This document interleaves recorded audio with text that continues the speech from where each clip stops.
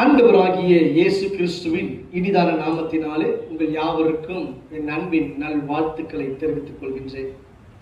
இந்த காலை வேளையிலே உங்களை சந்திப்பதிலே மிக்க மகிழ்ச்சி அடைகிறேன். இந்த நாள் தியானத்திற்காய் தெரிந்து கொண்டதான வேதவசனம் வெளிப்படுத்துகிற விசேஷம் 3வது அதிகாரம் 8வது வசனம்.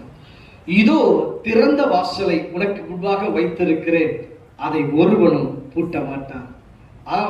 எனக்கு அருமையான தேவஜனமே, இந்த சத்தத்தை கேட்டுக்கொண்டிருக்க தேவஜனமே, ஒருவேளை எந்த வாசல் உங்களுக்கு திறக்கப்படவில்லை என்று நினைக்கிறீர்களோ, ஐயா எல்லா பக்கமும் எனக்கு வாசல்கள் அடைக்கப்பட்டு இருக்கிறது, ஐயா நான் எதை கையிட்டு செய்தாலும் அதில் நஷ்டத்தை தான் பார்க்கிறேன், அதில் லாபத்தை பார்க்க முடியவில்லை, எந்த நன்மையை பார்க்க முடியவில்லை, எல்லாம் வீணாய் விரயமாய் போகிறது என்று சொல்லி நீ கண்ணீர் வடிக்கிறாயோ, ஒருவேளை எல்லா பக்கமும் சாபமாய் இருக்கிறது, நான் என்னத்தை செய்வேன் என்று அங்கலாய்க்கிறாயோ, ஐயா எனக்கு ஒத்தாசை வரல, எனக்கு வழிகள் திறக்கப்படவில்லை, வேலையின் காரியம் எனக்கு வாய்க்கப்படவில்லை என்று சொல்லி கண்ணீர் கலங்குகிறாயோ, இன்றைக்கு கர்த்தருடைய ஆவியானவர் சொல்லுகிறார், இதோ திறந்த வாசலை உனக்கு முழுதாய் வைத்திருக்கிறேன், அதை ஒருவனும் பூட்ட மாட்டான்.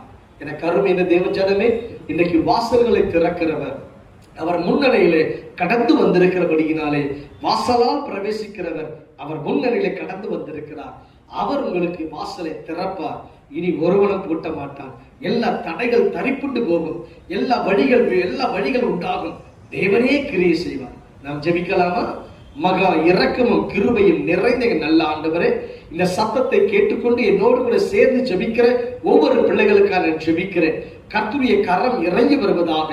இதோ திறந்த வாசலை முன்பாக வைத்திருக்கிற சொன்னவர் அந்த வார்த்தைப்படி ஆசீர்வதிப்பீராக. வேலையின் காரியங்களிலே, குடும்பத்தின் காரியங்களிலே, பண காரியங்களிலே வாசல்களை விசாலமாய் திறந்து கொடுப்பீராக நான் ஜெபிக்கிறேன். உன்னதர் இயேசுவின் நாமத்தில் ஜெபிக்கிறேன் நல்ல பிதாவே, ஆமென், ஆமென். God bless you. கர்த்தர் ஆசீர்வதிப்பாராக. நிச்சயமாகவே இந்த வார்த்தை உங்கள் வாழ்க்கையில் நிறைவேறும். God bless you.